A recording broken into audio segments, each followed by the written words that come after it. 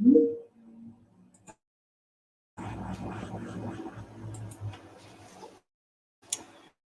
afternoon, everybody. My name is Carl. I'm a recovery coach here at Cap Recovery Center.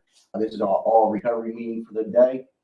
The article we have is How to Stay Sober and Sane During the Holidays When You Have a Perfectly Imperfect Family. And this article is from interactionrecovery.com.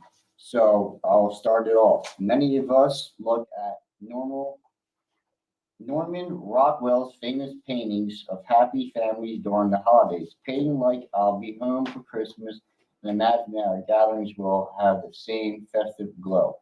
While we all aspire to have a harmonious table with all our loved ones, no one enjoys a perfect family holiday. That's true. Not even Norman Rockwell himself. In a 2013 book titled American Mirror, The Life and Art of Norman Rockwell, author Deborah Solomon reveals that Rockwell family struggled as his wife Mary was treated for alcoholism and depression. Now that we know even Norman Rockwell didn't have a Norman Rockwell holiday, how do we make the holidays manageable for our own imperfect families, particularly when it comes to those new to recovery and how difficult it can be to stay sober this time of the year? Into Action offers a few tips for those in recovery to make staying sober and sane this holiday easier, even when life at home is far from perfect. And it's hard. It can be more harder to stay clean and sober during the holidays, because people are drinking, people are doing their thing, and especially with if we have trouble with family, our patience or time, we were talking about that, can get low, and that can be a trigger for us. People that closest to us can trigger us. So how do we have a good holiday without using drugs and alcohol? And that's hard. It can be tough, definitely around the holidays. So there's 10 tips here. All right, that's what a recovery friend called Thanksgiving, Christmas, and New Year's. If you're in recovery, the holidays can pose seriously challenges to our sobriety and sanity. For many family interactions plays a big part in the holiday pressure. How do we stay sober during a 30, 40-day holiday period, combining financial stress, family drama, and plenty of temptation to live in excess? For starters, we get honest. Hey, how you doing? I'm good. Let me take this article over here. So the article we have, Christina, is How to Stay Sober and Sane During the Holidays When You Have a Perfectly Imperfect Family. I like your hair. Nice. Thank you. So what's your holiday truth? Let's start with Julie's story. She allowed us to share her story, but we've changed her name to protect her anonymity. Her husband is in active recovery. She attends Al-Anon while her husband is in and out of Alcoholics Anonymous. Julie dreads holidays with her in-laws, but feels like she has no choice in the matter. The idea of saying no terrifies her. Each holiday is the same. The minute they walk in the door, her family-in-law asks if they want cocktails. On a good day, her husband asks for a juice. On a bad day, he asks for a gin and tonic. Her in-laws don't accept her husband's drinking problem in their eyes. He's simply someone who is a little irresponsible. This is despite multiple treatment says. Treatment stays. The denial in his family is deep, so deep, in fact, that when he does ask for juice, his parents give him lectures on how it's unhealthy and full of sugar. If he asks for a cocktail, no one says a word. Holiday dinners last around 4 to 5 hours. In that time, Julie's brother-in-law, who always arrives under the influence of drug and drinks too much and starts arguments. Her mother-in-law makes hateful comments in Julie's direction regarding everything from her parenting to her weight. Julie is often criticized for her husband's mistakes within his family. She's seen as the reason he drinks and gets in trouble. Plus, her husband finds his family stressful He, however, isn't able to put words to the stress. He becomes irritable and snaps at Julie and the kids for no reason. If he chooses to have the gin and tonic, his mood is worse after dinner. The drive home is usually miserable. Does this sound familiar? Maybe the main character are different. Maybe it's your mother, father, or sister who is drinking instead. Maybe it's you. Lucky Into Action has options for dealing with your family holidays without sacrificing your sobriety or sanity. Reach out to us anytime for resources and support. All right. I didn't pick this article, but it's all right. um, so, do you have trouble with certain family members and stuff, especially through the holidays and stuff like that? So, our patience and tolerance can get real thin. And like I said earlier, that can trigger us. You know what I mean? And it's tough to, especially around the holidays, because it talks about like financial stuff going on. We have grief, loss of people that we loved. We have a lot of things going on, and especially the holidays can put stress on us. You know what I mean? You get depressed, stressed, um, especially during the holidays. Especially Christmas, because everybody's expecting presents, and dinner's going on, so you're spending money and you're working hard to make the money. So there's a lot of factors on to contribute. You're definitely through the holidays. That's it can be tough. Let's see what the next one here. So number one, get honest. Take an honest look at upcoming holiday events and whether it's healthy to attend. If you feel uncomfortable about a family dinner, that's enough.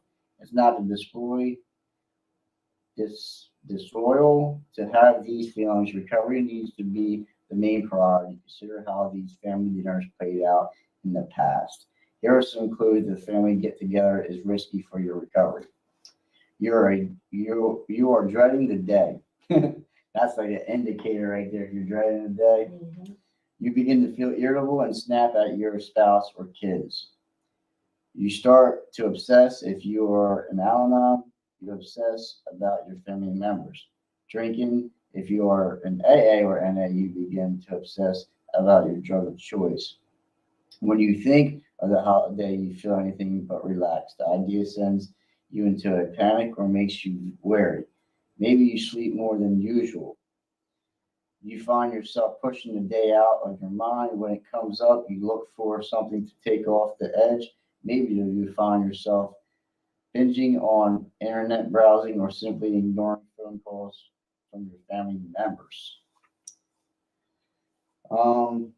So yeah, that's definitely an indicator if you're dreading the day, so you know what's coming. Really, for me today, like if I know if I'm dreading something, I'm not gonna participate in it. You know what I mean? One thing about that on Christmas, because like I said, I have a really small family, Felix, my brother and his girlfriend and his kids. And we just got into a big argument, like me and my brother, Yeah. my sister. It's like, I don't even be there.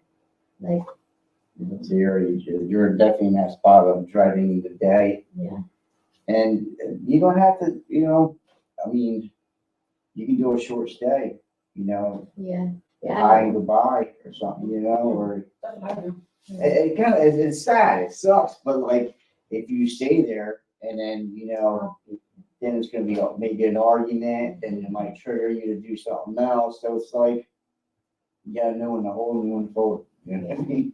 And if that's not like participating in Christmas or like you want to, but I've always been good with like, if you don't have something nice to say, don't say nothing. Like I can ignore you. Like I don't know. I was just kind of like, either if I do go, which I probably will, I'm not talking very much. I have to. What you just said, I have to work on. If you don't have nothing nice to say at all, don't say it all. You have to work on. My mom says that I use that too much. It's a good saying. That thing's been around for a while. And that's something I got to work on to this day. It just adds more fuel to the fire. You know what I mean? It really does. Would anybody would like to read the next one? Let's see where we're at. Stay safe, please. If you're living with active addiction, do not discount the extra stress the holidays bring. For the addicted person and their family, more stress means more vulnerability. After all the holidays can kick off a perfect storm of family and money stress, don't discount the impact the storm can have. If you feel scared or unsafe in your own home, reach out for help. Maybe you are worried about your own drug use, or maybe you're worried about the drug use of someone else. Either way, most addiction recovery agencies, treatment centers, and domestic violence resources increase efforts during the holidays. You aren't alone, and you don't have to feel unsafe. Call your local treatment center, into action recovery centers, or a local crisis line. Make this holiday the last unsafe holiday for you and your family. I like that. And I like how they have support groups, they have meetings, they have a lot of things that go on even during the holidays. So like, because especially for, addicts and, we have tough times, and especially during the holidays. So we have outlets to go to. We have solutions. We have meetings, we have support groups, we have people that are in recovery we can get a hold of. So when somebody at dinner is, you're not having a good conversation, or they're drinking and they're acting up or something, you can just, go to a meeting, you can meet, you can call somebody for support or for help, Number 3. Okay, that's fine. Seek extra support when you experience extra stress. Alcoholics Anonymous, Narcotics Anonymous, Al-Anon, and other 12-step recovery groups put extra meetings into place either in person or over the phone during the holidays. We just talked about that during the holidays. Al-Anon, for instance, offers meetings every hour on the hour over the phone on major holidays like Thanksgiving and Christmas. Call local intergroups for more information. They were just talking about that. Not just even like having triggers and stuff like that. Like it talks about like experience stress. If we're going through something, if we're getting depressed, we're getting upset. We have these meetings, Alcoholics Anonymous, Narcotics Anonymous, Al-Anon, and other 12-step recovery groups that we can attend at any given day. Now they're doing it. Well, they've been doing it on Zoom, online. So we have access to recovery supports, at all times. Number 4, create manageable holiday goals. Maybe this year the Christmas budget is slim because of the ravages of addiction. Instead of dwelling on the number of gifts under the tree, focus on experiences you create. Research has proven that experiences are more valuable to children than objects. If you can't afford to buy each child the latest tech gadget, think of a Christmas experience you can manage within your budget. Take a night to drive around looking at neighborhood Christmas lights. That's cool. As a small investment of gas and time. Throw in a stop at a local fast food restaurant and you have a super kid-friendly event without the pressure of spending tons of cash. Other examples of cheap holiday family experiences can include cookie making, gingerbread houses, Christmas movie night with popcorn and hot chocolate, paper wreath. What's that? Oh, paper wreath and paper chain making and more. Keep it low stress and low cost. Find the saddest looking Christmas tree on the lot and make it look amazing. Take before and after photos. Call it Charlie Brown's Christmas tree. So it gives you outlets of having money through the holidays. Is like, it's more about family, friends, spending time, and it gives you examples. Movie night, having popcorn, hot chocolate, doing things that I want to say that we got away from a lot. It's all, what's going on, brother? How you doing? What's up, man? So it gives you outlets of not have to spend money all the time on Christmas, because a lot of times we don't have the money to spend. With $4 in the bank. Prime example, right there. It was coins. Hey, $2. you made it work though. Yeah, especially nowadays in the world, a lot of people just don't have income. It's like it's crazy with all the food and gas and just life in general. What crazy expenses, man. It's crazy. So we can put the stress and anxiety over spending money on presents. So, number 5, get financial help if you need it. Living with addiction takes the strength of a superhero, regardless of it, you are the addict of the loved one. Throw a couple of kids into the mix, plus a pet or two, and you have a recipe for a super meltdown. Luckily, community agencies can help in situations like this. It's not your fault. You're facing the challenges of addiction. If pride is a factor, imagine a time in the future when you will be the one helping another family in need. Call your local United Way of House of Worship for information on help with holiday meals and gifts for children. Everyone needs help at one time or another. In the end, the humility you gain will only strengthen your recovery. So it talks about get financial help, and there's a lot of help that is out there. Like it talks about churches and stuff like that. It help with food, it help with presents sometimes, So the holidays is definitely can be stressful, especially when you don't have that big of an income, because everybody wants to spend presents. They want to get presents, and a lot of times we can't do that during the holidays. And it definitely can, trigger you. It definitely can make you stress. It can make you have anxiety. And usually when we go through them kind of things, we tend to harm the ones closest to us. We take it out on the ones we love. So, number 6, be kind to yourself. There is no such thing as a perfect recovery. Acknowledge your victories. Give yourself props every time you make an outreach call. Head to a meeting, read recovery literature, say a slogan, and rest. What? Say a slogan and rest? I don't know what that really means. So talking about being kind to yourself. So basically self-care. If we don't take care of ourselves, we ain't taking care of anything else really.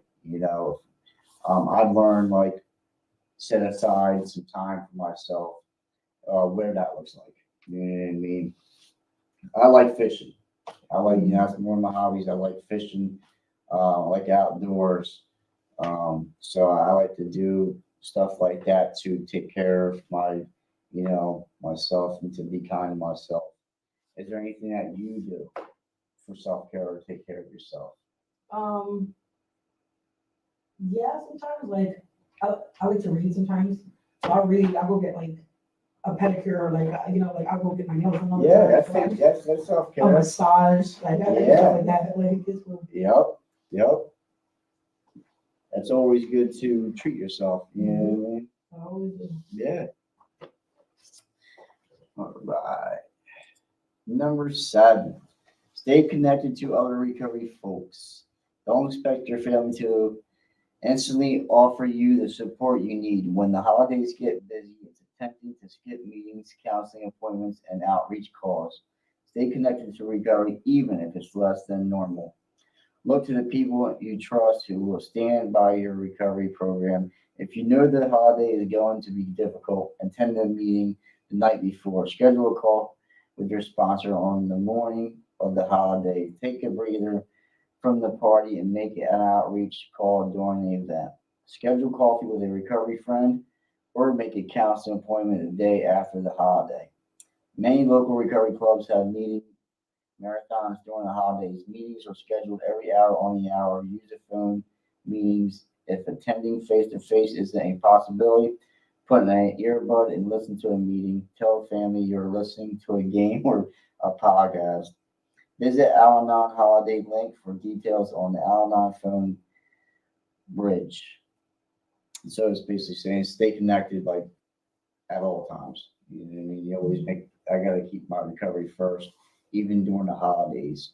Because people sometimes can think, well, the holidays are going on, this is going on.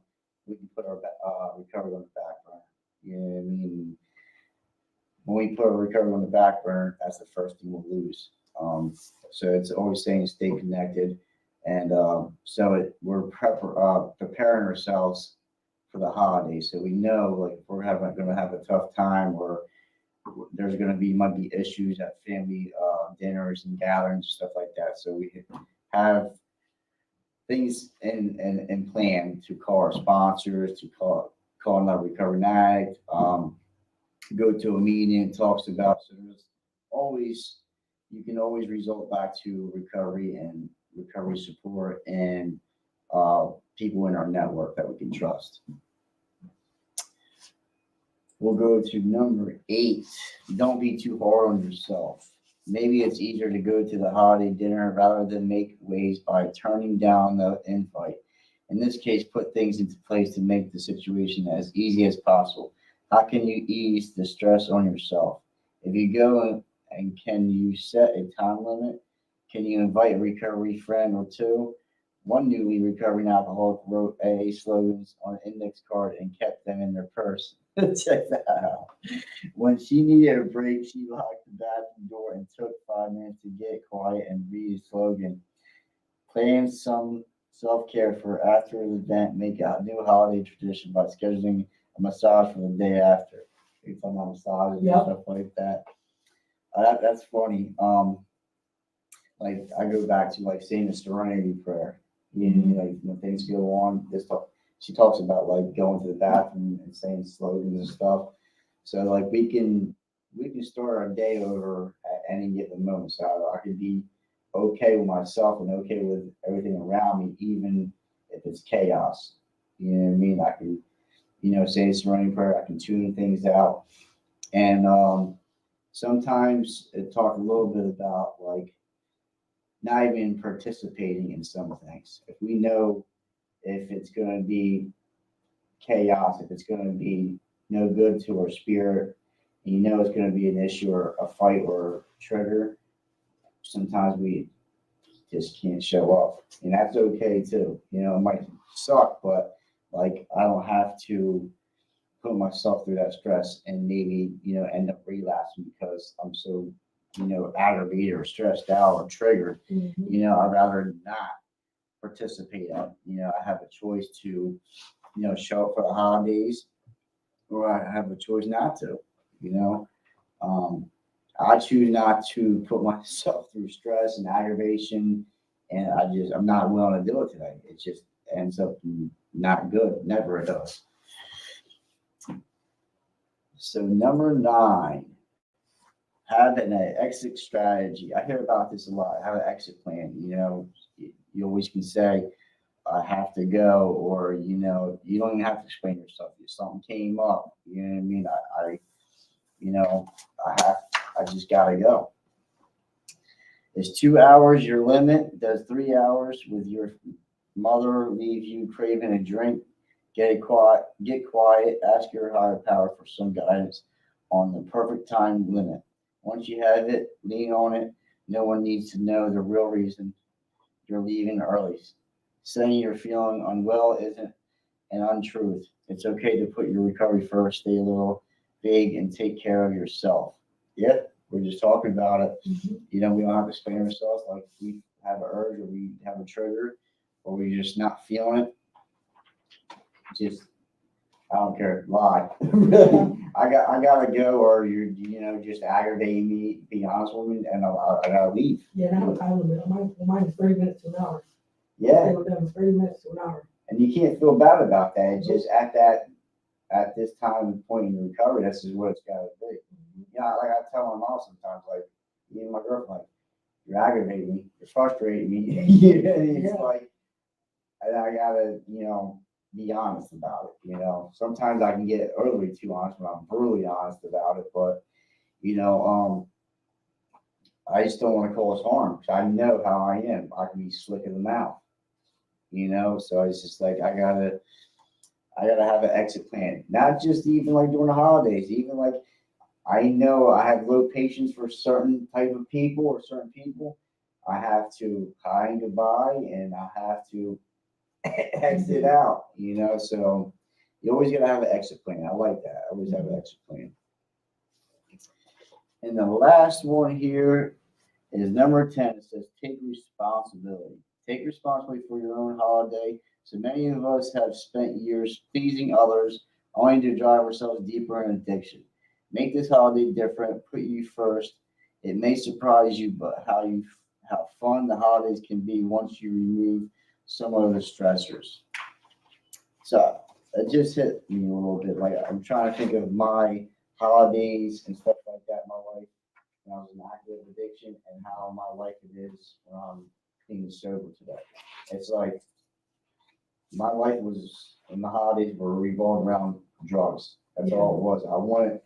I wasn't giving nobody nothing. I was taking everything. I was hoping I was getting money for Christmas and then I would go use. That was my Christmases, And it's sad. Like I didn't spend no time, a little bit spending time with my family, right?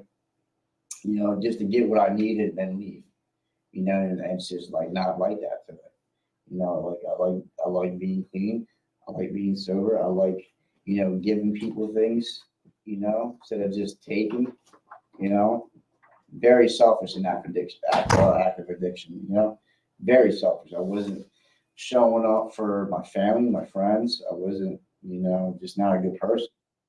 But it doesn't have to be like that today. That's why we touch on a lot of these things so we don't have to, go use. But it can be the stressors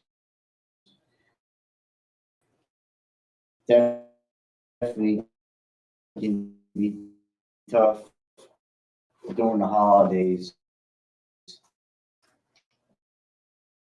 Because we have a lot of stuff of it. But meeting for the day, what happened here? That was right. We're meeting for the day.